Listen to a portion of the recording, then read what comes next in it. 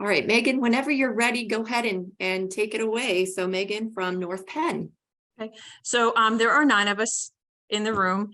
What I want to go over, I guess we didn't really look specifically just at formative assessment. At the beginning of the year, our district was given and charged with a new homework policy that will be rolling out next year, but teachers were asked to pilot this year. So 10% is homework, 30% is summative assessment, and 30% is formative assessment. Mike is giving me the correction because I keep confusing it. And 60% is summative assessment.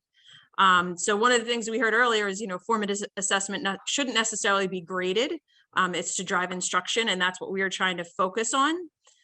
With that, the district asked that teachers be using more authentic assessment. So we've done a lot of PD and a lot of work right now on authentic assessment, and really kind of giving the teachers time to create some, to refine what they have, to work in partners together. We used I forget who put it out, but it was where teachers kind of critique each other's formative assessments and then go back and make revisions to theirs and then try that with students. So that was kind of where we are with our professional development and what we're doing. What we saw is that a lot of teachers are doing authentic assessment and using them in classes and using them really well. It was just refining it and trying to get the kids more used to that and seeing that as a way that we're going to assess their learning.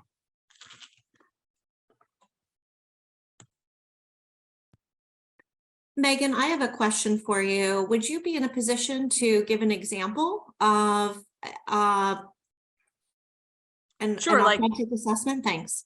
I'll share one of our world language teachers does an activity with students where they write a soap opera, and she has them use, I think it's French 4. So they work in groups and they write a script all in French, and then they get up and kind of videotape it, act it out, and they do like an Oscars night of who won and something fun like that.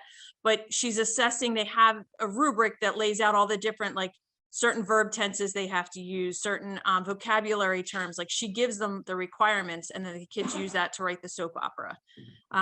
Something in our health and PE, they do CPR in the emergency care class, and the kids videotape themselves walking through the process of walking up to an unresponsive victim, and they have to go through all the things that they would learn and model everything. And then the teacher grades that. So they're just 2 off the top of my head quick things that I know I saw in there. Thank you. We appreciate the examples. Thank you.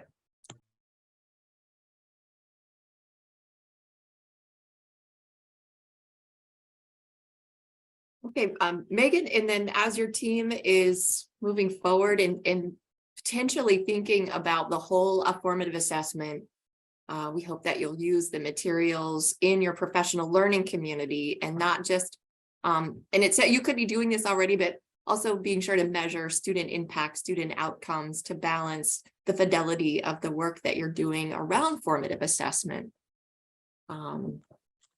So that is where we're headed now. So we've done the pieces of the teachers really building it and looking at it, and then moving forward, what are the impacts and what are we seeing as a difference?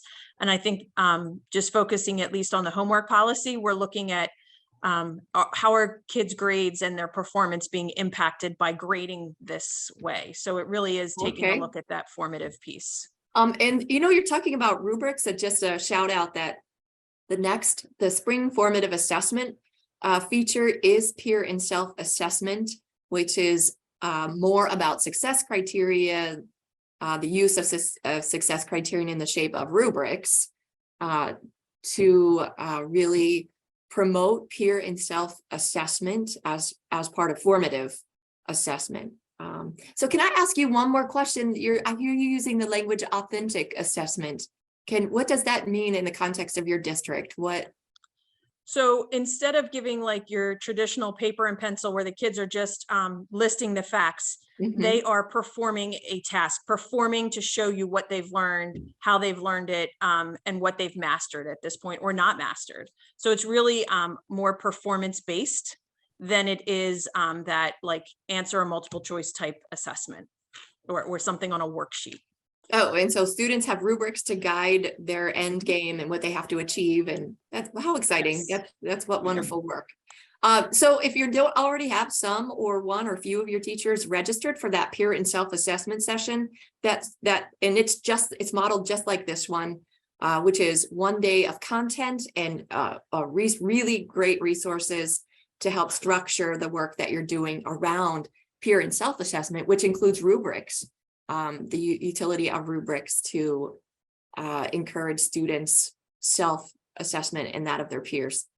We would ask that you register for that or consider registering. One of our colleagues will drop the dates and the registration link in the chat box for your consideration. All right, Megan and Team Norristown, or sorry, I have to look at my notes here. Team North Penn.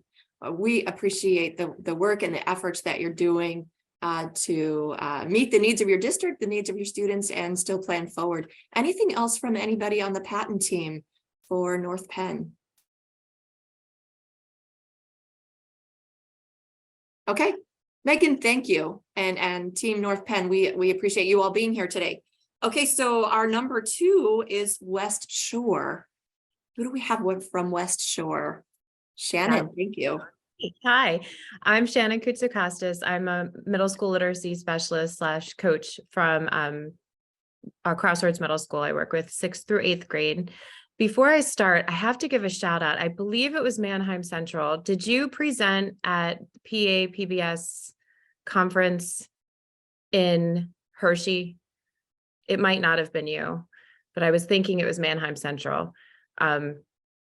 Possibly not. They were, were you there last week? Manheim? So Manheim Township is here today. Perhaps not. Well, I think it was a crew from Manheim and they were amazing. So it was my absolute favorite session of the entire conference. So shout out to them. So getting back on task, my group, we had originally planned to implement the Talk Moves strategy through MTSS.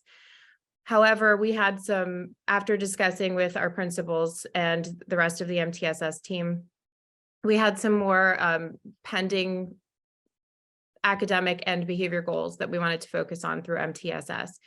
And last year, pretty much our entire focus through MTSS was differentiating, looking at the different types of assessments. Teachers understood formative and summative assessments, but we really dug deep in 2 types of formative assessments and how to use those throughout instruction to group students, offer individualized instruction, small group instruction to help those students become successful by the end of the unit or whatever standard they were teaching. And then we also looked at diagnostic assessments, standards-based assessments. And we realized, especially in middle school, I come from elementary as well, teachers just weren't quite as familiar with all the different types of assessments and how they're used. We've gotten a lot stronger in that area, which then has rolled over into the students understanding the purpose of assessments. So we also have implemented throughout the year, in addition to MTSS, we have lunch and learn sessions, which are facilitated by coaches such as myself. We have technology coaches. Our behavior specialist has run one so far this year. He may run another. And we can invite other people in. I know when Sarah was in my position, she brought people in from the IU. Really, it's building-based needs. So as a team, we discussed the fact that lunch and learns would be a perfect time to introduce these strategies. And we all really liked Talk Moves. So we decided we are going to focus on Talk Moves as our January lunch and learn session. And some of the teachers in the district have signed up for this as their PLP, 6 lunch and learn sessions in exchange for a day off. Others just come, and we usually have about 25 teachers that come for each lunch and learn session between the 3 lunches. And about half of those are not obligated to come. They just enjoy it. We try to keep it pretty low key. And we bring food, which helps. So by the time we get everybody in, we have about 25 minutes. And the other teachers that are helping to lead this, because I think bringing other teachers in from the building really helps to get the strategies used. They can check in with other teachers. They can tell other teachers how it's going. As a coach, I can only get so many places, and having their peers tell them how things are going and give them ideas is so much more impactful. So the way we set up the schedule for January is we're going to talk, we decided to work smarter, not harder. We're using a lot from the Padlet. We're going to start with the Talk Moves video in order to help teachers visualize how this strategy works. And then we have copies of the Talk Moves map for everybody. And then we decided to model with a math problem, because that's an area in our building that we need to facilitate more discussion. We're stronger in ELA and social studies, and we know we can pull the science, math into science as well. And then as we're modeling with the math problem, the other teachers who are helping to facilitate and I are going to model and be the students. And then we have made bookmarks for the entire building. First, we're going to give it to the teachers that come to give them to the teachers that come to the session, and then send an email out and say, hey, we practiced this Talk Move session in Lunch and Learn. Talk to your colleagues who attended, and here's a bookmark. And then at the end, about 5 minutes, we'll have time for sharing and questions. And that's typically how our Lunch and Learns work. Wow, what a great idea. What a great way to layer in professional development and incentivize those to attend 6 and get a day off. And knowing that most of them, a good portion of them also come absent, taking advantage of that. So what a great way to model embedding professional development throughout a Lunch and Learn. Thank you, Shannon, and thank you, West Shore. Yeah, we'll take full benefit of that Padlet and reach out to your patent or your IU person, and they can give you the slides so that you can use those, and you don't have to recreate anything. It's all right there. That is what I love so much about coming to these. We get so many wonderful resources and great ideas from neighboring districts. The networking is fabulous. Thank you. All right, Shannon, high five to your team. Jen, or anybody else on the team, any other questions or comments? Just a quick reminder, particularly to Shannon, since their team's interested in the Talk Moves, is that those Talk Moves are embedded within the word generation program. So since you were an ELA queen, I just wanted to mention that it's so powerful in terms of getting kids engaged, and it's free. It does take some time to kind of think about how you would want to roll it out, but there's no, there are no strict rules around how you would do it. It's a matter of just dabbling in it, but love the idea that you are, building capacity by at least exposing people. And then as you get some traction, you may find that, word generation is something you want to pursue. The impact of word generation on academic engagement, vocabulary, and argumentative writing is really, really high across content areas. So if you're looking at your kids and you're thinking that's something they really need right now or would benefit from right now, I'm just encouraging your team to look into word gen and take a look at a sample lesson, for example, and see what you think.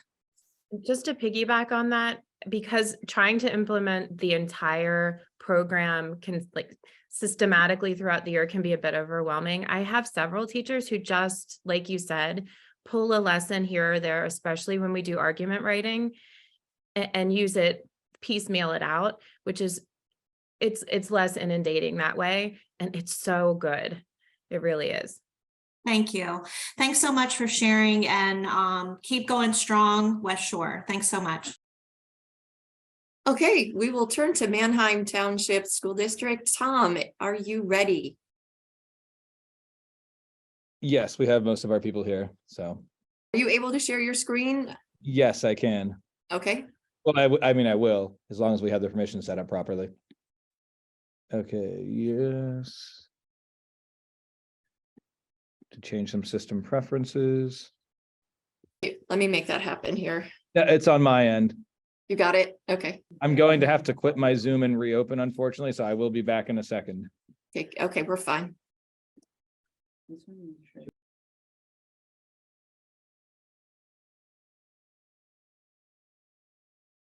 All right, so as we're waiting for Tom to rejoin us.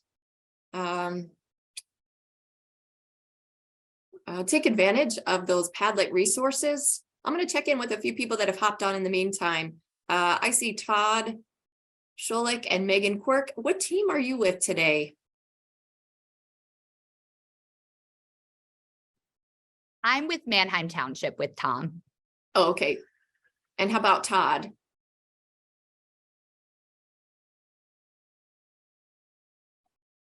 Are you both with Manheim?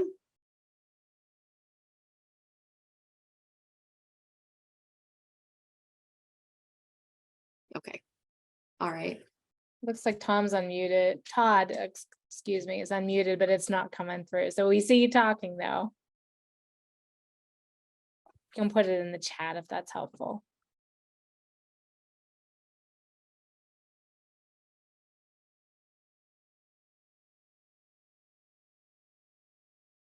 All right. So take advantage of those resources in the Padlet. Also, you heard Dr. Collins mention word generation. Hi, this is Todd Skolnick on behalf of. Can you hear us? Yes, we can hear you, Todd. And you said on behalf of. Manheim Township, Thank you. For not just wanted- Manheim Central. All right. Thank you.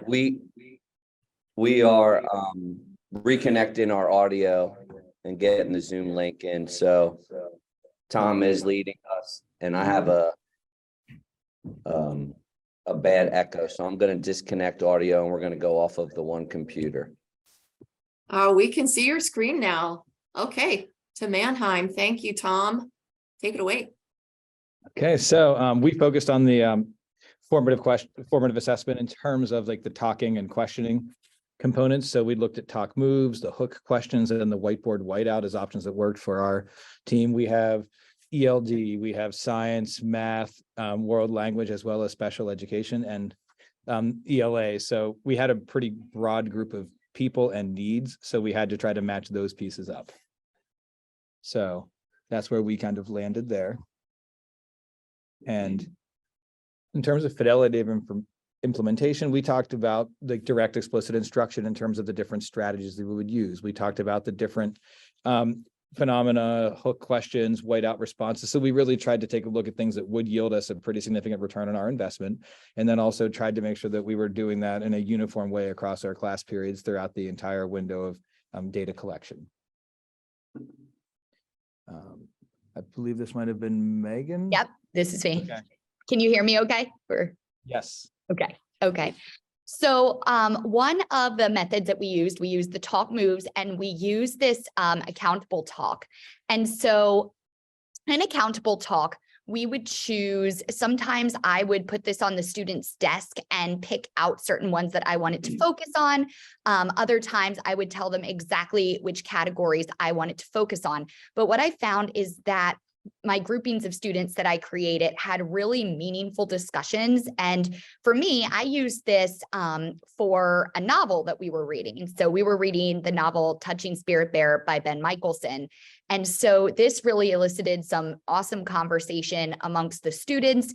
It allowed us to go just beyond what was surface in the text and really delve deeper into it. And some of the conversation that came out of just the questions that we focused on allowed for things that weren't even a part of my lesson, but brought in wonderful aspects to the lesson.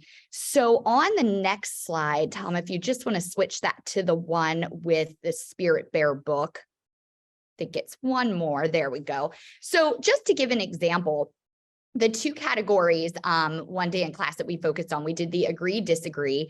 And one of the characters in the story, the protagonist, Cole, the story revolved around him getting a second chance in restorative justice after he had already messed up his first chance. And so the agree and disagree, we had a lot of great conversation revolving around, should our protagonist get a second chance at restorative justice? Why or why not? Backing up what we said with text-based evidence. So this allowed them to really use the book and find that text evidence. And then the other one that we used was simply summarize. Let's recap the ways that Cole has changed from the beginning of the book? And can you find specific evidence that references those changes? And I found that the summarize was really effective in just getting the students to go back overall and reflect on what they read. And I will say that they really did well on their summative assessment at the end of this book, based on, some of this work that we did with Talk Moves, because I really think that it got them to think deeper about what they were reading, to have an opinion on what they were reading, to connect what they were reading to their own lives, and just look at the bigger picture overall. And that eventually led us to learning about the themes and the symbols in the book as well, which are two of the main topics that we cover in 7th grade ELA, as it's really the first time that they learn what a theme is, how to properly state a theme, what a symbol is, how to discover symbols in the text. So I really think that Talk Moves allowed us to more easily teach those concepts, because the students were already looking deeper into the text and understanding it more. Megan, could I ask a quick question before you go on about, Oh, sure. did you use a balance of going deeper and the talk, training them, and I heard you say this and recapping and things like that. Did you do that whole group, or did you put the kids in small groups? How did you do that? So I actually put them into smaller groups. I grouped them based on just several factors: ability level, who I thought would work well together. I tried to put somebody I knew to be a stronger ELA student in each group, as well as some of my weaker writers and weaker readers together in the same group. And that worked really well. So we started in the small group, and then we did bring it back to a whole group discussion after our small group discussions. And that seemed to work really well, because there was more participation then in that whole group discussion than I would typically get if I just start a whole group discussion without the smaller discussions first. Thank you. And just a follow-up question, you mentioned that you had, kids who are on a continuum of ability.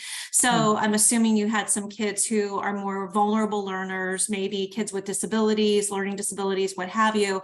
From your observation, how did they do being in a small group, and how did they do with accessibility to some of the concepts you were trying to get across as a function of, using these techniques?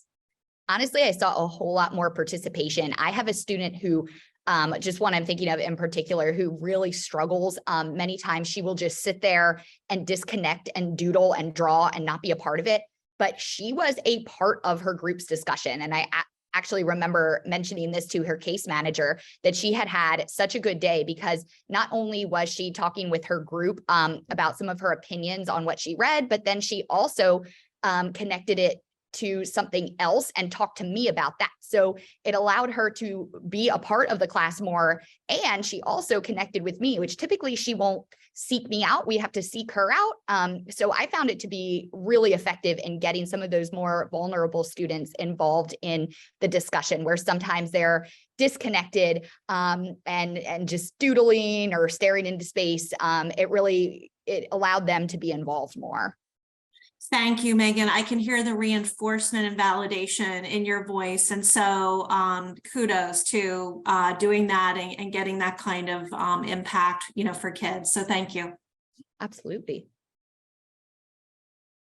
Based upon the way the conversation went with your question, we're going to kind of go out of order a little bit to let Sarah Miller, one of our ELD teachers, proceed with hers. Then we'll go back to ours.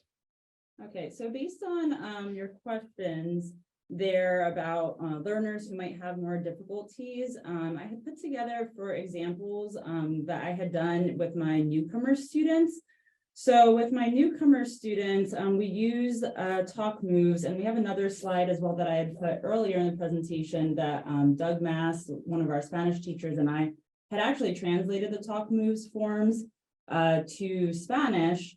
And so we did that so that he could use it in his language class, in his Spanish class with his students, but also that I could use it with my students. And we could provide a copy if my student was in, Megan's class, she would have, or he would have the copy there of the translated version as well, so that they could participate more effectively in their discussions. Can you go to the next slide, Tom? So what I was thinking when you guys were having those questions specifically was ELD considerations for, so English language development considerations for content classes. So if one of my students who is a little bit of a higher level was in Megan's regular ELA class or in one of our other, science or history classes, and they were presented with talk moves, how would they be able to participate? So I was thinking the translated questions is one level of it, maybe for lower level students, but for higher level students, they might not need the translation and we want to move away from translation. So adequate wait time would be one of those things that we want to do. A lot of times I have been at the high school level involved in regular literature classes where there's Socratic seminars. And in the Socratic seminars, even level 3 students who have been here for 3 or 4 years, they get really lost. They get very overwhelmed because it's all oral. There's no visual support. One student is saying this, and then another student is saying this. And it's so easy in your second or third language to get scrambled and get lost in the shuffle. So what I was thinking was allowing the wait time, but also allowing for written response. So you present the questions to them ahead of time and they can at least contribute theirs in a written form. And then when it's their turn, they have that written support for them to then go off of. Maybe presenting them to even have someone in that group say, hey, so-and-so, hey, Jimmy, what do you think? Can you share now? Because so often the EL students will feel like they don't know when to jump in, or maybe it's a cultural thing and they feel like they're being rude if they jump in to these type of discussions. So allowing wait time, allowing them to have a written response and giving them that time, hey, it's your turn to speak, and just making it really comfortable for them with that. And if you need to, I've done this with students in Socratic seminars before, allowing them to record their response. Maybe they're at the phase of their language development that they are not ready to speak yet in groups, and that's okay. We have to allow them that time because they are learning a second language and learning content area as well. So giving them the opportunity to record their responses and maybe share in that way that would be best for them at that moment of their learning process. Can we go back to there? Is there any questions about how I would use content and area for EL learners? Yeah, Sarah, sorry, I'm like filled with questions as you all are presenting. So you're the ESL teacher, correct? Yes, I'm one of 2 here at the high school. So primarily I teach level 1 English learners. So the newcomers, they're with me 2 hours a day, one for an ELA class, and then one for their just basic English instruction for an hour. But then the way we do English language development here at Manheim Township is our higher level students, level 2s through 4, like almost about to exit. They are in regular English classes, and me and the other ESL teacher, we support in those classes on a push-in rotation basis. So I'm in 11th and 12th grade regular English classes 2 times a week.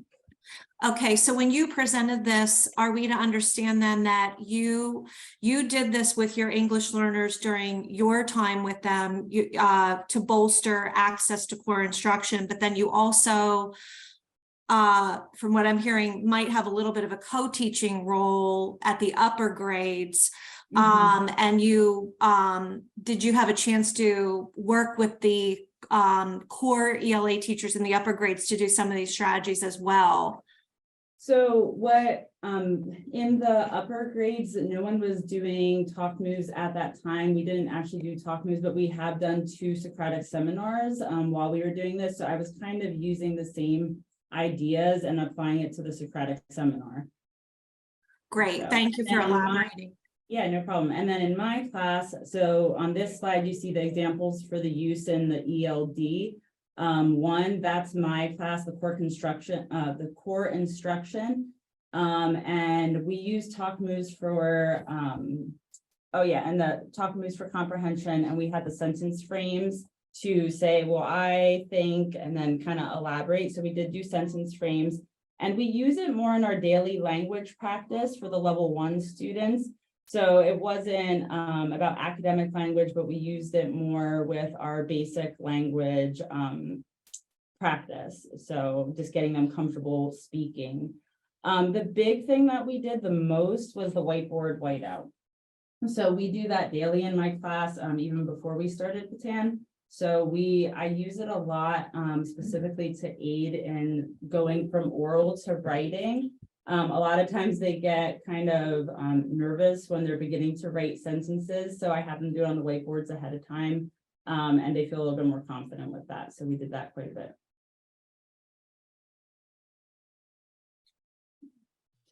Do you have any other questions? One more follow-up question. Since you used whiteboard whiteout a lot, were you noticing, how did you evaluate learning progression? Did you look at accuracy in responses over time? What did you look at to say there's engagement and yes, I can tell that they're understanding the concepts? Well, my group is pretty small. So my ELD 1 group, there is only 6 students. So I was pretty much just seeing how they were doing. We're sitting together, and if they're able to do it, and just that they're improving over time. The one thing that was difficult for me with Patan that I wasn't able to contribute much to the data with my beginning language learners, giving them a Google form or giving them, trying to get their feedback of how they were feeling with this or how they were progressing was really difficult. Some of them have literally been here 3 weeks. Some of them have been here a month. So getting that kind of feedback was kind of the tricky part of this for me, but I do see, in the small group that they are progressing, and I see that their confidence is growing, and that's kind of what my goal is right now. Thank you. Fabulous. Thank you so much. Okay, going back a little bit then, talk moves in my AP US government course. I use the agree disagree model. One of the big things that I try to do with my students is make them understand that it's important to actively listen. And when we're talking about political conversations and debates, it's not listen for a couple words or phrases that then you can use as a bludgeon against your opponent in terms of trying to prove your point, like trying to make sure that you understand the entirety of what they are saying. And they also articulate their responses in a way that is indicative of their overall philosophical thoughts and views, as opposed to a little cherry-picked item here or a cherry-picked item there. So the talk moves, again, talking about some of those sentence stems and starters, going through, there's this piece, there's that piece, and then having them engage with one another, looking at each other directly. And I also had them get up and actually move, like we did the agree disagree, where you stand on one side or the other. And I presented them with a series of questions after we had read an article about Larry Krasner and the attempt at impeaching him as district attorney in Philadelphia. So we had read these things, we had answered any kind of questions, and then it was a time for them to kind of unpack their thoughts, views, ideas, and really pull information from the article, from our understandings of impeachment, and a variety of other just philosophical foundational components of our government. So we went through, we had those conversations, and then basically we had a lot of opportunities to discuss the political motivations, the practical components, and then when it did branch out into a variety of other topics. But the ultimate thing with the talk moves was it does give students some scaffolding and some structure, even like AP students who are 17, 18-year-olds and functional adults by everyone's definition. It gave them the opportunity to really do some of that modeling of political discussion, because I think in the last several years, a lot of people have been conditioned to avoid those conversations. So the more that we can do to provide structure for those conversations, and the more that we can do to model that in an appropriate way, I think it's better for our society overall. So that was where a lot of our work went into the process. And then there's assessments, AP assessments. I did a couple quick progress check type things with Schoology questions at the beginning of a period, and then just conversation following that up in the next couple of days with different articles in terms of gauging their learning and understanding that way. So that was one of the things that I frequently did, just because of the nature of my kids and the nature of our course. Any questions for me?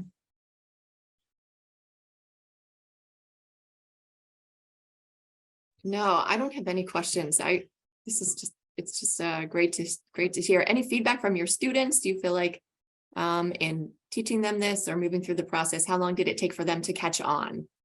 It didn't take them long to catch on at all. And to be honest, like they understood like, okay, we're doing this and we have to get some data and collect this because of this presentation. But those were things that really did kind of go right along with what we do on a daily basis and what is right in their wheelhouse. So it worked out just fine.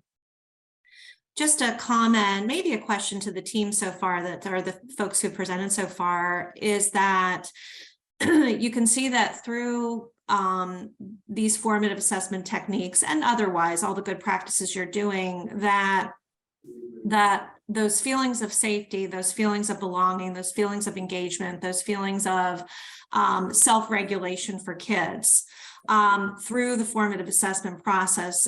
Do you see that as a common thread? Do you see that happening more easily, I guess? Or what are your thoughts about that? Meaning that we're not teaching behavioral skills separately or social emotional skills separately, that they're funneled or channeled in through these formative assessment techniques through the process of engagement. I guess that's my question or comment to you to kind of reflect upon. I don't think anything happens authentically without engagement and a relationship and connection with students and an environment in your classroom that is going to be conducive to for people to take risks, to monitor their own learning, to be a community of learners. So I think those are the critical pieces that are just good instruction, regardless of what strategy we are using or what we're talking about. Thank you. Megan or anyone else, any other additional comments on that?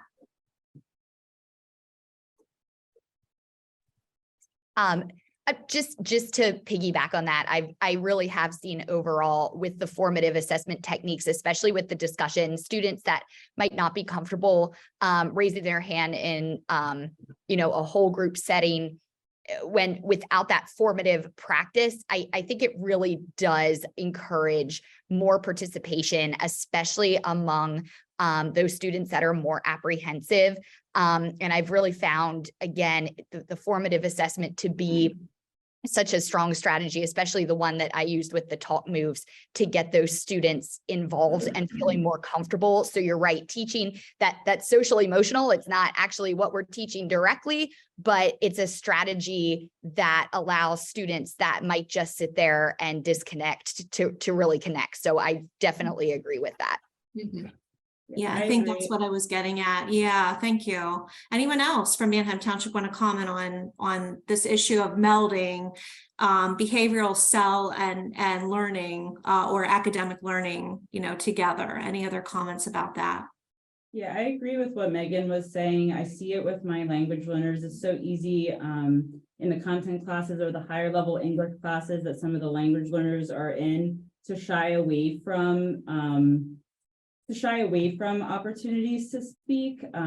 For teachers, like, you don't want to make a student uncomfortable, you don't want to put them on the spot, but I do see that talk moves and even the Socratic seminars gets them verbal, and if they're able to do it in a safe way, like in the small groups that Megan had talked about having in her class, or in the ways of even recording it ahead of time just so that they can be involved, it gives the language learners who sometimes don't have a voice otherwise, gives them a voice in a comfortable way. And if we could be doing it regularly, I see their confidence grow. I see their ability to present and feel comfortable with it, but also then that translates to our access scores, which we have the access test coming in January. And I've noticed the more these type of things have been used in classes in recent years with my students, they are more confident when they go into the access test and they have to do the speaking portion, because they've been speaking in classes like Megan's, they've been speaking in classes like Tom's, and so they're ready and they're more prepared and confident. Love it. Thank you. And Tom, if you do any future lessons on this whole issue of Larry Krasner impeachment in Philly, I would love to be invited to join. It's incredible. The political nature of that. And then the Mm-hmm. structural, just like nuts and bolts, constitutional procedural issues. And then when you take a look at the way the election, like, he was elected and he's doing exactly what he said he was going to do. So we had a great conversation about that. But it was something, and I think the other piece with the agree disagree, especially for these types of topics, is when they can physically see that they're not the only person on a side. I think it also empowers some of those people who might be on the fence, like, is my opinion going to be useful or not? They have that strength in numbers piece. So it does give them a little bit more courage to realize that Yeah. someone else might be aligning with them when they aren't so sure of that. And what a wonderful byproduct, whether intentionally or unintentionally, of engaging in talk moves or academically productive talk, is that these are lifelong discourse skills that they will have throughout their high school and moving into beyond secondary settings. So a quick question, Tom, first, do you have more to share? Or is I do this not. okay? Then I want to reinforce. Like our group has more to share. Yes. Oh, okay. I individually do Then not move about on. this topic. Carry on. Go Okay. ahead. Thank you. No, as long as you speak up, we should hear you, Becky. Okay. Are you able to hear me all right? Okay, Um, so I'm Becky Hyde and I teach biology at the high school. And with Pennsylvania newly adopting new science standards that are next generation science aligned, one of the big things is having a phenomenon that all students experience and can kind of go back to as they're learning new content. So the hook question was something that our bio teachers have been taking a look at. You know, what common experiences can we give kids and what question can we ask them of that experience that we can pre-assess their learning, and we can also, you know, have them think forward. Okay, what kind of things, you know, might relate to this, but then we also give them an opportunity to go back to it throughout the unit and also at the end. We don't use this for a grade. So when you were talking about how do we see these strategies like helping students, so the students who might feel like, oh, I don't know the right answer, and you know, really, you know, have anxiety about it. There's no right answer to these, and you'll kind of see. So the first one that we used, we had a unit all about biological molecules, which is really tough for 10th graders. They really haven't taken a look at these big complex structures. So we always relate it back to food, because who doesn't eat, right? So, but we thought about how can we make this a little bit more interesting. So we started off with showing all the students an advertisement for the movie Castaway with Tom Hanks, you know, just on this deserted island, and you know, he has Wilson with him, the volleyball. So we all showed students, and some of them have seen the movie, but not a lot. And then we said, okay, so there are real islands out there that are not inhabited, and you know, you really can get stranded on an island. Like, this kind of stuff does happen. People get stranded out at sea. There was just a guy who swam for I don't know how many hours, fell off of a cruise ship, and he survived in shark infested waters. So we found a real island that's no longer inhabited, and that's Tetapare Island. And it used to be, it was used in World War II, but it's not inhabited now. The only people that go there are ecologists to study the diversity there. So we showed them a video of the island.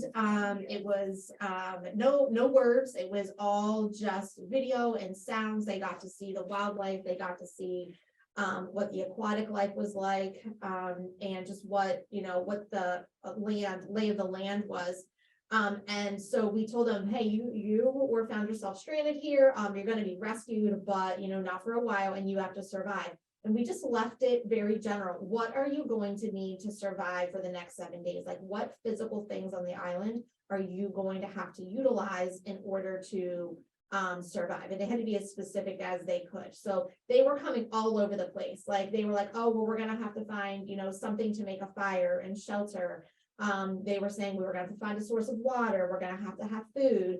And then I led them down the path of, okay, well, can you be more specific? What kinds of food could you find? So the responses could have been audio. It lends itself, to all the strategies that, Sarah had mentioned that are great for our EL students. So We had them post to a common, we use Nearpod, so there's a collaborative board feature in Nearpod, so we had them post their ideas there. And then after we learned about all these molecules and why you need them for all these different purposes throughout the unit, we would connect it back, like, oh, you needed lipids. Well, what's something that you could have found on the island that has a high lipid content? Well, maybe they have avocados, or maybe they have coconuts, or, anytime you eat any kind of meat product, there's going to be a little bit of lipids there.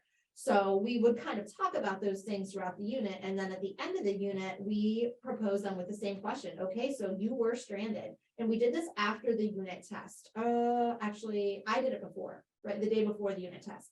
And I said, okay, so you learned about all these different molecules. And so now go back. Let's look at what you said before. What do you really need to survive?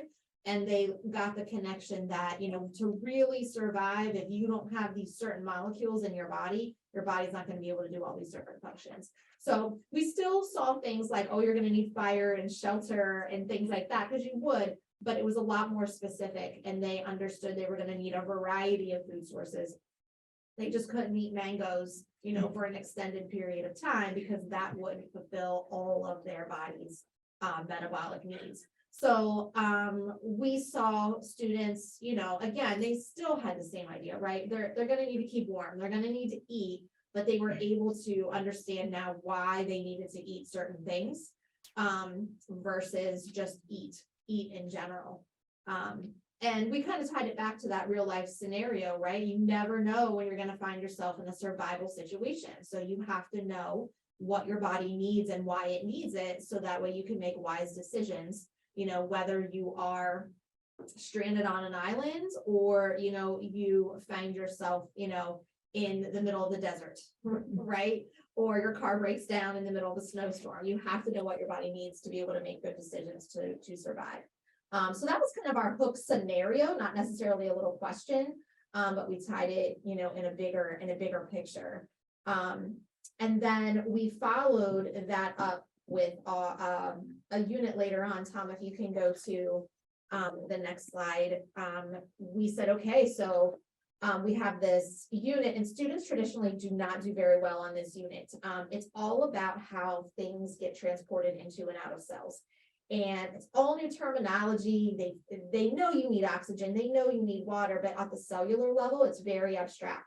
So we do a lot of visuals with this, like drawings of how things get into and out of cells. We do labs where they can see plants that have been in saltwater environments, freshwater environment, no water environment. We do the same thing with like fruits and vegetables. Here's a piece of potato that's been soaked in like these different environments. And it's still, with all that stuff, it's just one of those things that they have a hard time grasping. So we said, okay, let's go back to the island. Let's take them back to the island, and let's say, okay, so you needed water, but why can't you drink that salt water? Like on a cellular level, what does it really do? So at the beginning of the unit, we just showed this really short little clip about, the water covers about 78% of the earth, but only 2% of it is actually drinkable water. So you're surrounded by all this water on an island, but why do you have to figure out a way to find fresh water? So we talked about all the different ways that, if you don't find a freshwater source, what can you do to turn that salt water into fresh water? And then they had this, we just gave them a piece of paper, and we said, in any way you can show it in a picture, you can use descriptive words, you can use sentences, and they were allowed to talk to a partner, show what your body would be like in these situations. You don't take in any water for that week that you're stranded, you only consume salt water, or you do find fresh water. So they Rebecca, yeah. I'm going to interrupt you for a moment because I have a question. Okay. Okay. Ultimately, so you have two hook questions that you made very clear what your deliverable was for the students. And did you see them demonstrating the standards, like, because you're tying your work ultimately to standards, right? Did you see them achieving what you were after in helping in providing multiple ways for them to demonstrate their knowledge clearly? but in providing a hook question 1 and a hook question 2, did you see or observe them achieving that ultimate goal of having them demonstrate that they know and understand that standard?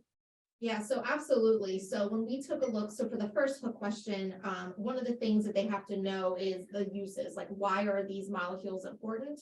And so when I took a look at their ending product, they were able to link it to the specific macromolecules and the specific uses.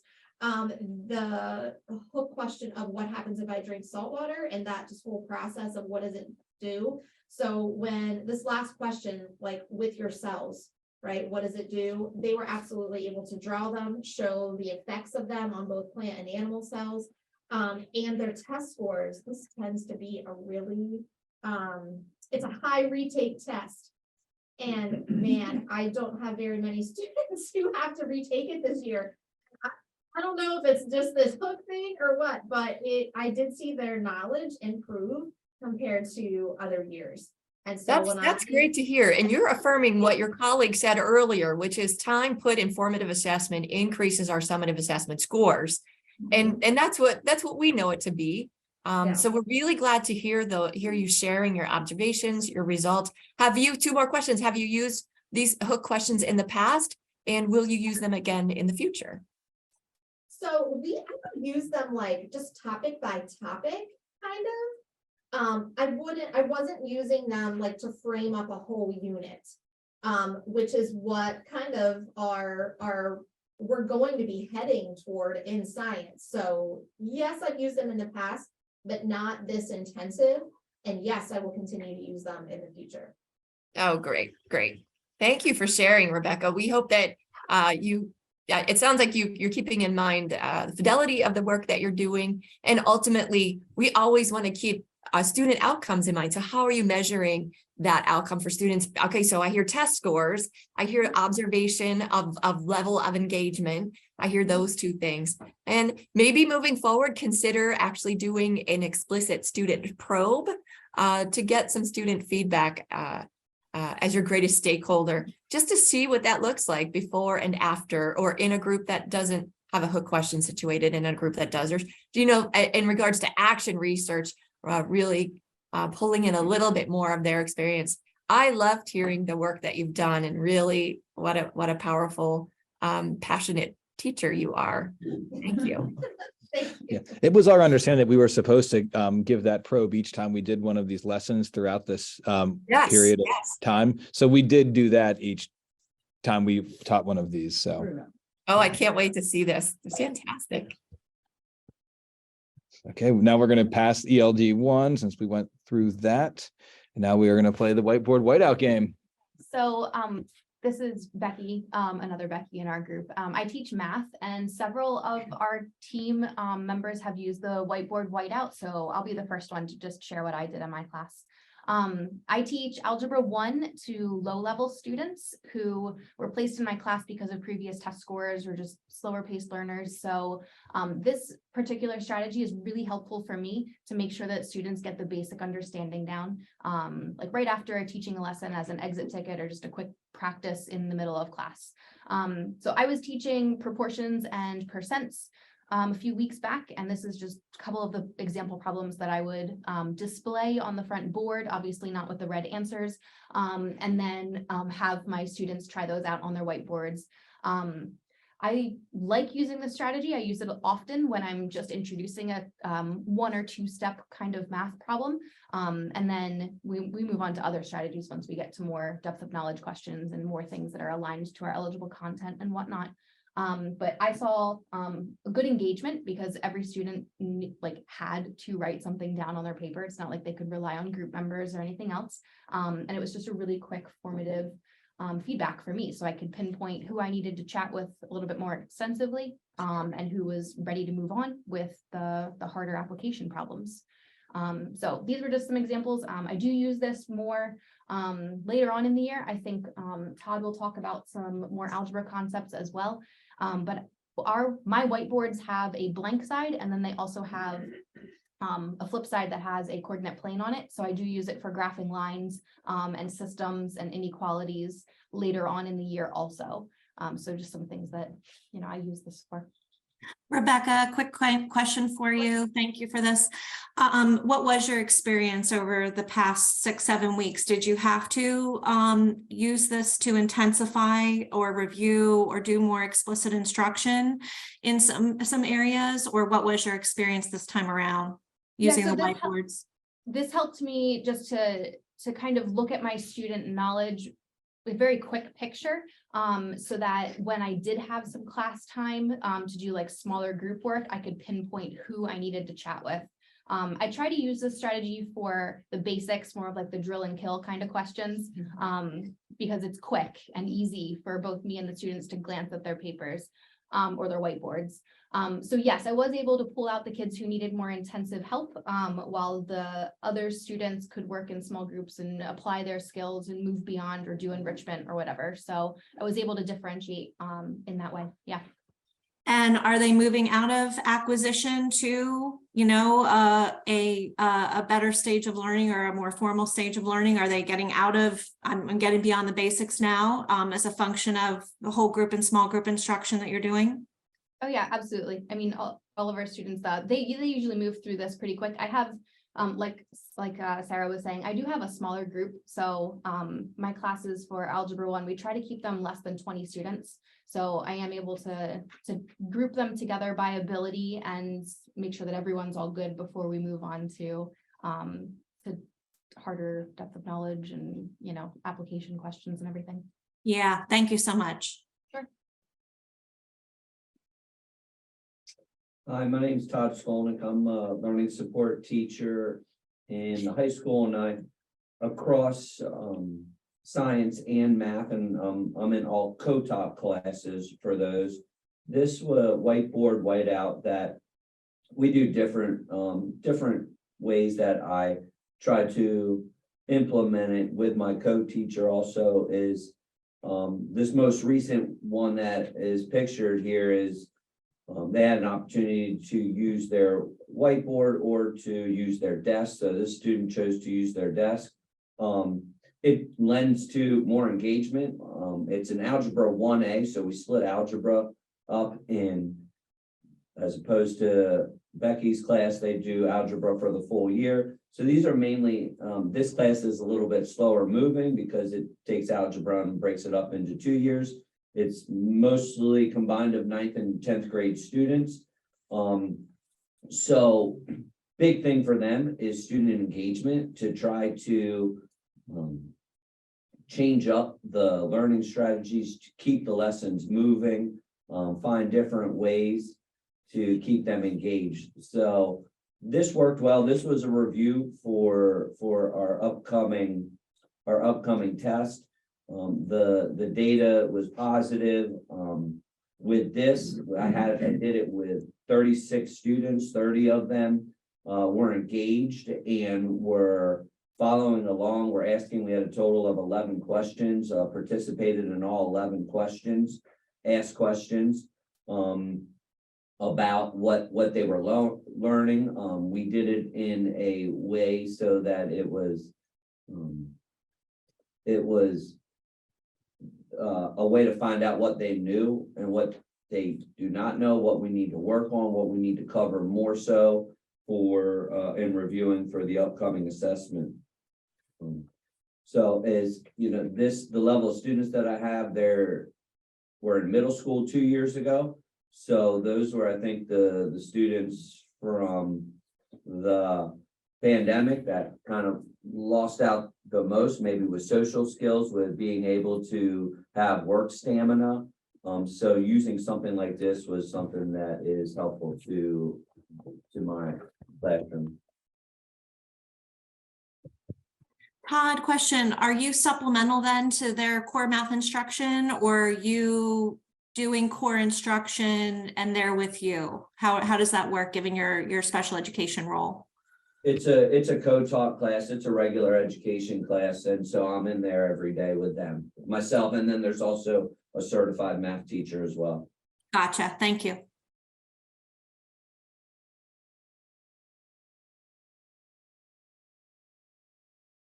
Okay, I'm Doug Mass and I teach Spanish. Disconnect your audio.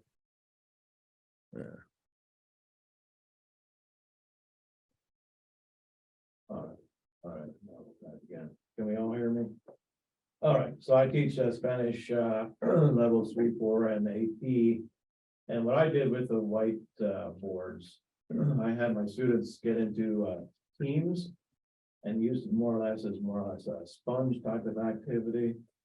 I had a couple kids that stood up there with me who worked as scorekeepers and also to verify which groups were gonna win. And I'll explain that as I go along. We started out with whiteboards, but then my kids kept on mashing up my pens. I'm the one that supplies the pens. I decided now I gotta find a different, better way. So I had them download Sketchbook on their iPads, and that worked pretty well. So anyway, I get them together as we just call out numbers 1 through 4, 1 through 5, whatever, and I divide them into teams. And then I'd show them, I'd give out a word in the target language, and then they all, as a group, had to write down the English equivalent of that word, or else I'd give them a sentence, and then they'd have to give the English equivalent. So that was what we did, kind of like a sponge type of activity. But then the two guys that were standing up there, the two girls, whatever, they would make sure that the group, they had to write it all out on their particular sketchbook and to write it out. And the team that had it on first, they would hold it up and then they'd shout out the answer. So that's what we would do. I'd use this for like extra credit, or else I'd give them a free homework night. So that's what we would do. And then I'd fill out the questionnaire, and that took about the first 5-10 minutes of class. So that's what we did. Very nice, Doug. Did you do this every day? This game-like kind of, addition to the whiteboard whiteout, or every other day? What was kind of the frequency of this? Well, I wanted to try and keep up with getting tallies for our scores. So I tried to do this at least 1 or 2 times a week. Thank you. Mhm. So now taking a look at the survey, this is just the information that you had provided in the slide. So we took that and we created a Google Doc with it. So that way we could just kind of aggregate all of our data by having the same link for all of our students to submit. And then here are the results for us. One thing, we did not get to a week 7 because during the week of Thanksgiving, we do not have any students. We have 2 days of conferences. So we did not get to collect there was nothing to collect for that week. But generally here, we had seen some improvements. I think it depended upon the lesson, the activity, and numbers of students, but we tried to get them in as frequently as we could. So. Yeah, thank you for collecting that data. There's all kinds of things that can impact student engagement and student understanding. It definitely maybe a different way to collect this student data, but getting their voice and their experiences is really helpful. So thank you. We look forward to looking through this. Yeah, and we struggled with this data in terms of what does it get used for, just because each of us, we were doing different things with different groups of kids, and it was not the same ones every week. So it's going to be, I think, difficult for us to come to any kind of a meaningful conclusion based upon the sample size and then those other variables. But We also adapted the questions too. yeah, we modified the questions for some of those as well. So again, especially with 3 different strategies, it's, I think, difficult for us to come to some of those conclusions. But in terms of successes, we were able to collaborate with one another across disciplines and grade levels. That was something that was a nice opportunity here as well. We found some strategies that were versatile and applicable to different content areas, as well as different groups of students and needs. So that was certainly beneficial. And again, that cross-curricular conversation is huge for us, just because we don't always get to see each other and spend so much time together. So there was that. And then some of our challenges, we did struggle with the breadth of information that was presented in the short time frame that we had to start to implement strategies. The 6 weeks of data across range of grade levels, subjects, instructional needs, when we are trying to move this piece along, that piece along, plus all of our other initiatives and those types of things. So incorporating that in and doing the data collection in a way that we were as comfortable as possible with the fidelity did present some complications for us for sure. And again, some of the decisions that we made in terms of the strategies that we tried out were also guided by the time frame and the other constraints for this process. So those are some of the challenges that we encountered. Thank you, Tom. Go on. Yes. With this, we just put in there, I don't remember if this was a sample or not, but we figured we were probably in the proficient range just because we didn't necessarily have students guiding the ship as much as they would probably need to hit Danielson's distinguished definitions. And then based upon what we've learned, our goal, like share with administrative leaders, talk about our tier 1 questioning and discussion strategies with staff, at our department meetings and subgroups, any kind of opportunity we have to collaborate whenever we have PD days. And then also we'll continue to seek out opportunities for additional professional development and making sure that we stay on top of best practice. Quick question for you and your team. What would be, as you look back and you mentioned about the 6 weeks because of Thanksgiving, what would, in hindsight, what would be an ideal implementation period? Rather than 6 weeks, maybe what? I don't even know if it was the 6 weeks as much as, hey, here is this presentation. And now next week, start collecting data. If we've planned and done a lot of our unit design and everything else, and we're trying to be responsive to all those other pieces, maybe some time in between for us to be able to pull that together, meet and really build that into some of our instruction and planning. But I think be beneficial instead of, to a certain degree, trying to shoehorn it in at some points. Mm-hmm. So that was, I think, a common struggle for us. That was the quick turnaround. Okay, thank you. That's helpful. Thank you. For us from a training and technical assistance standpoint. Thank you. Yeah, and really, as you move forward in doing more professional learning community work like this, absent Patton, but maybe IU Tech at the table to support you or another, but you would then, take and replicate this and maybe something you were already doing, which is research to practice, professional learning community, engaging outcomes via student data, whether it's formative, summative, or validity data or experiential data that this was an example of. But really great feedback to have. Absolutely. And I think one of the other things, like I had mentioned, was a lot of our decisions in terms of those strategies really did revolve around, can we get 6 or 7 of these done during this time frame? A Socratic seminar takes quite a while to do properly. A lot of these discussions, a lot of like the other tasks, unless we are looking for a real quick check on something, it is going to limit what we are able to include in the process. So maybe if we were looking at it on our own time frame, we might have chosen something different as a group and then reconvened and discussed how that went with a different horizon in terms of the time frame. No, get started, get better. It is part of professional learning communities and the growth that happens in hindsight, and then making decisions about moving forward. So Tom, you are a stellar leader for your team. We really appreciate the time, the effort, the candid nature of what you shared. So applause, everybody's applauding. Thank you, Tom. Any closing comments? No, we appreciate the work that was put into this on your part and everyone else to kind of put the opportunity out there for us to go ahead and get together and consider these practices. So thank you. We appreciate you like just sharing and all of your team. Jen, something to share. I just want you to stop the recording because we're going to put an offer to Manheim Township that they can't refuse, hopefully.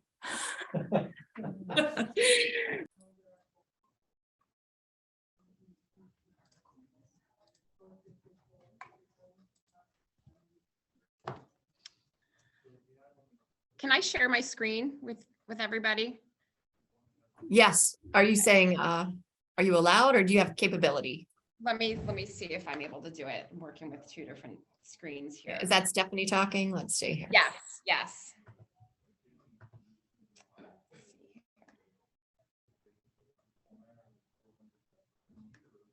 Oh wait, that's not going to work and that's going to show up on yours. Let's see.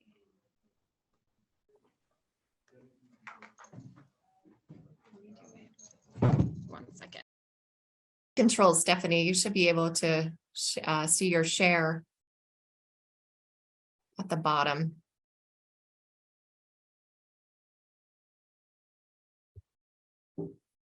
There you go. We can see your screen now. Thank you. You are, I'll be at a little small.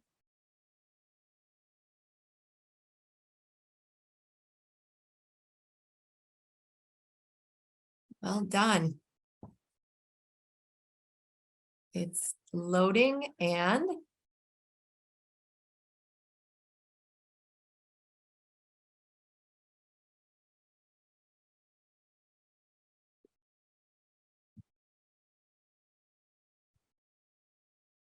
all right, Stephanie, thanks for stepping up and sharing.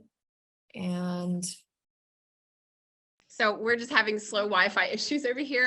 I pressed share, so let me try to get that again. Sorry about that. let me see if I can grab your, I might be able to project this for you. It might, there might be a couple things that we added last minute, so that's why I'll try one more time. Okay.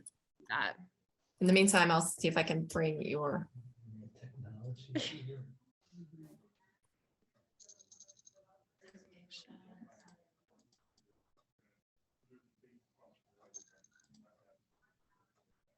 Up, there you go. Bingo. Perfect. Okay. All right. Can you hear me okay? Yes, loud and clear. Okay, perfect. Okay, so with the team of educators that we work with, there was a mix of us. So we had ELA, we had world language, and we had social studies. Our team leader couldn't make it today, but we put together just a quick little overview of some of the strategies that we used in our classroom. The one thing we do want to note is that unfortunately, with our schedule, we don't have common or planned sharing time together. So it was kind of unfortunate that we were unable to really get together with a great deal of time to share out everything that, worked well and, didn't really, some of the challenges we had in our classroom. But we just put together, again, some of the things that we worked with. Again, a lot of the strategies have already been mentioned by other groups here, but this is what worked well for us. Being at the high school level, teaching grades 9 through 12, we implemented Socratic seminar, the talk moves map, and as well as allowing for wait time for students to expand their answers. The thing that we noticed, and I'm sure as all of us as educators noticed coming back from the pandemic, our students were not communicating in the classroom and just being used to staring at a screen and not talking to anybody. They were doing that in our classrooms as well. And it just made it very difficult to kind of dive into those deeper discussions, especially in the higher level classes. We wanted our students to kind of step up a little bit and, just kind of expand and elaborate on, their learning and their understanding, just to kind of help us with our formative assessment. And we were hoping that these strategies kind of would allow our students to generate conversation, communicate with each other overall, communicate about the text that they're learning, certain topics that we're covering in class. And we performed many of these strategies, not only in small learning groups, but also as whole class discussions, whether we were reviewing a novel, reviewing a particular chapter in a textbook, basically covered variety of levels and subjects using these strategies. And we'll just share kind of a few things that we use, just a couple examples to kind of share.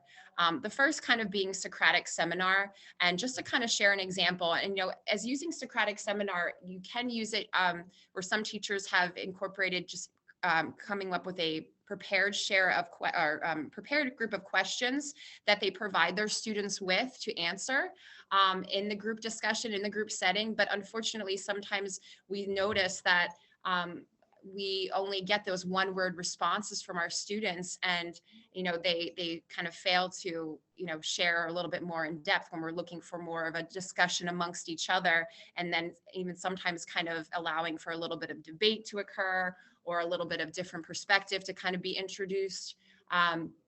So, not only did we allow for already pre-prepared questions, but this example that I'm sharing with you now allowed for many of the students to kind of create their own questions.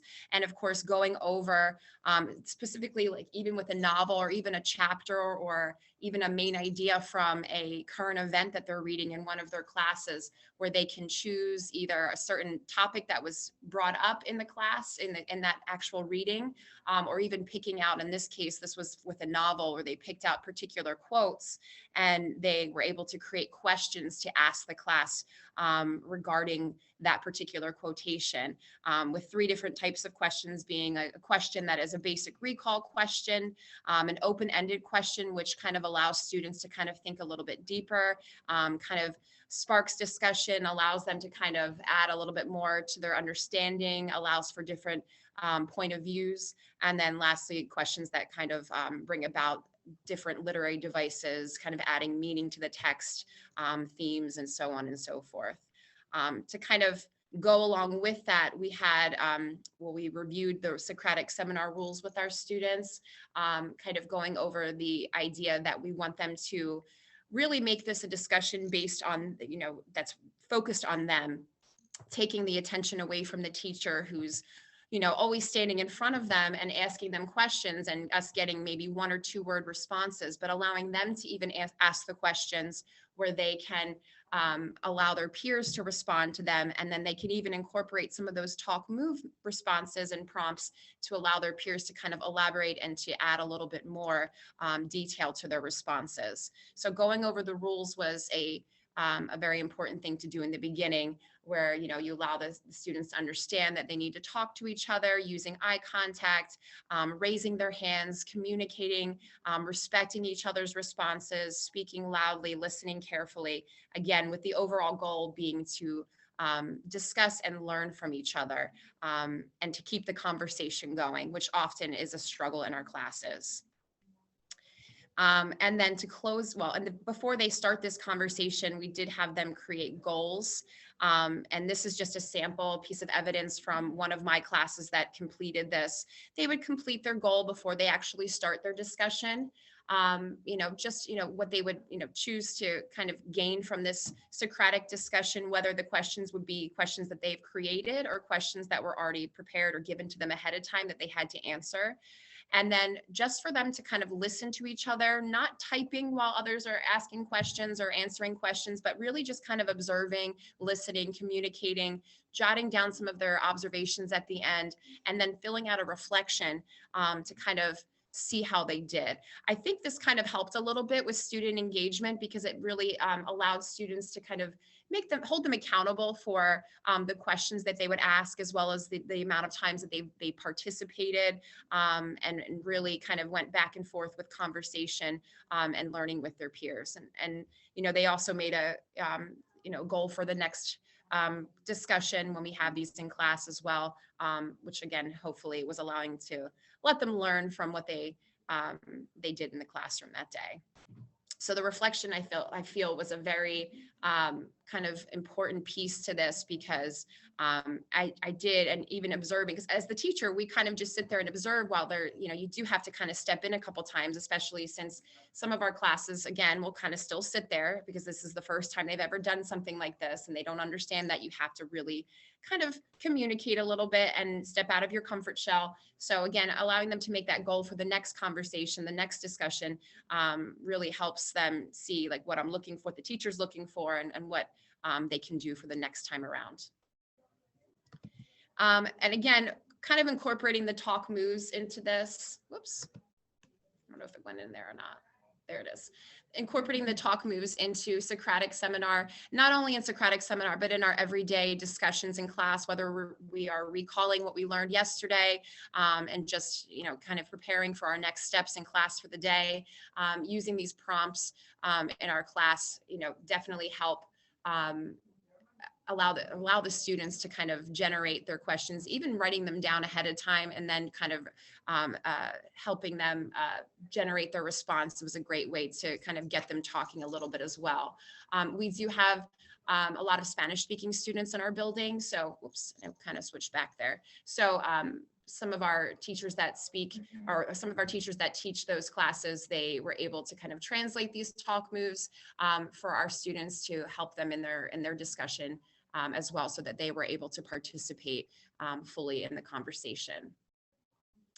So talk moves we found to be very beneficial across the board as well. I'll share another quick little activity that I use the talk moves with in my class, and can be used in all different practices as well. This was something that we did to kind of practice characterization. And this is an activity, it's a character autopsy that allows the students to kind of understand a little bit deeper about the different characters and, you know, their understanding, their traits, their actions, based off of the different methods of characterization we've covered in the class. I've generated the questions for them to complete in the autopsy, but again, to kind of step away a little bit from the basic one-word responses, I put the students in groups, and this allowed them to kind of answer the questions, but also to kind of generate more of a deeper discussion. And again, using those talk moves in there to kind of elaborate a little bit, or can you repeat that? Or what did you think about this? That kind of helped motivate them a little bit more, and to kind of, like I said, dive into those deeper discussions about the different characters. And the students actually really enjoyed this activity. It allowed them to understand the strengths, the weaknesses, perspectives of different characters, and again, kind of using their own imagination to kind of share what they learned after the reading of the novel. So this was a great way to kind of incorporate those talk moves into a different activity that we did in class. Again, where we're looking for conversation, looking for communication, and we want students to kind of expand their responses. Just again, some things that we noticed, you know, doing this over and over for a few weeks, students were very engaged in the very beginning. You know, at first they're a little hesitant to kind of be involved in these activities, again, because we're asking them to speak a little bit, stepping out of their comfort zone, which does often kind of stress a lot of our students out, especially when they're used to not talking, or even transitioning to the building. If they're a 9th grade student, they're not used to, you know, they're not familiar with some of the students in the class, and they tend to kind of you know, be a little bit more on the quiet side. This was a way for them to kind of expand on that a little bit, but unfortunately, we did notice that some of the engagement kind of died down a little bit towards the end, you know, as they started to see how the process was going.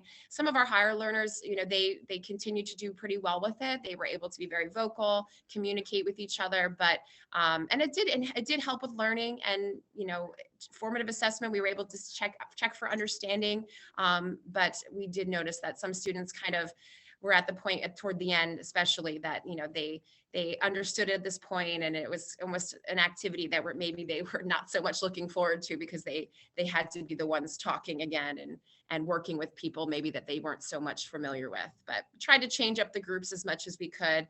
But when we did large group discussion, it was very beneficial and helpful for the teachers. Stephanie, just a comment, you know, if you go back to your table there with your student responses, large numbers of input. Number one, we didn't expect you to sample that many kids, but wow, you got a lot of feedback. And in general, like your engagement, right? Your participation ratings. Wow. I mean, that's really high, and that was uniformly even over time. And then it was interesting to me to look at how kids perceive the difficulty of the lessons. For the most part, they perceive them as pretty challenging, you know, rating them as 3s and 4s again over the course of time. And their understanding is what fluctuated a bit between 2s and 3s. So that's really good feedback for you all to know that they're there, they're engaged. They want to be there, they perceive it to be difficult, and their level of understanding, you know, can still be reinforced and extended. So that's really good feedback for you guys.